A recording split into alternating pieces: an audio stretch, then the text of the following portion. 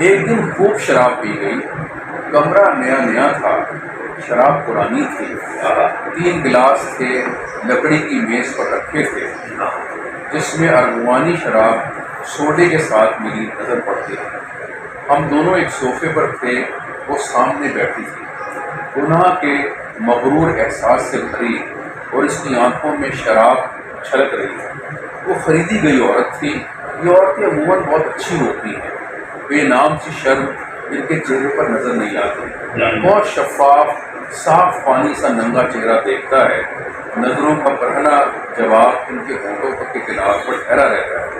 اسے دیکھنے پر محسوس کیا جا سکتا تھا کہ اس کے بھاری بھاری ہوتے جسم کی گہری تہیں تھیں اور شانوں پر بے شرم چمک تھی، اور کرسی پر ٹانگیں سکڑے بیٹھی تھی۔ ایک گلاس پیا جا چکا تھا، دوسرے گلاس کو خالی کر دینے کی جلدی نہیں تھی۔ ہم اسے ہی دیکھ رہے تھے جو اب بال کھول چکی تھی اور اس کے زرد شانوں کو اس کے زرد کانوں کو ڈستے تھے۔ کبھی کبھی وہ ہنستی تو پورا جسم ہنسنے لگ جاتا، سانس لیتی تو پاؤں تک سانس لیتے نظر آتے، دیکھنے میں سانس لیتے نظر آتا۔ دیکھنے میں وہ پیر اتنے جاذب نظر نہیں تھے، لیکن پنڈلیاں چمکدار تھیں اور دور دور تک دکھائی پڑتی تھی۔ ایک بار وہ کھلکھلا کر ہنسی تو اس کے دانت دکھے جو زردی مائل تھے اور بھاری سینہ جو بے قابو ہو رہا تھا۔ اب دوسرے گلاس کی باری تھی۔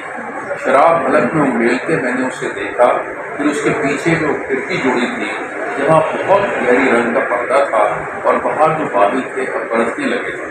گہری رات بھیگی جاتی تھی، بلکہ میں نے دیکھا کہ کچھ بوندیں اچھل کر اس کے گہرے اور بے اندازہ گھنے بالوں پر آ چکی ہیں جو اس کے شانوں پر پڑے اترا رہے تھے۔ دوسرے گلاس نے اس کے چہرے پر بڑھنا ہو جانے کی خواہش کو ذرا سا واضح کر دیا تھا۔ یہ سرسراہٹ پورے کمرے پر حاوی تھی۔ میرے ساتھ والے شخص نے اس کا چہرہ شراب کے دبیس پردے میں ڈوب رہا تھا، اپنی ندیدی خواہش کا اظہار کیا تھا۔ وہ کچھ بولا نہیں تھا، بس اس کی آنکھوں میں خواہش کی پیاس چھپی سر نکال رہی تھی۔ میز تیسری بار بھرے گلاس لیے کھڑی تھی اور بارش تیز ہونے لگی تھی۔ آڑتے بادل آسمان کا منہ ڈھانپے ہوئے تھے۔ کمرہ بھیگتا تھا تو اندھیرا باہر کھڑا جھانکتا تھا۔ کمرے میں جو روشنی تھی وہ ناقابل برداشت تھی۔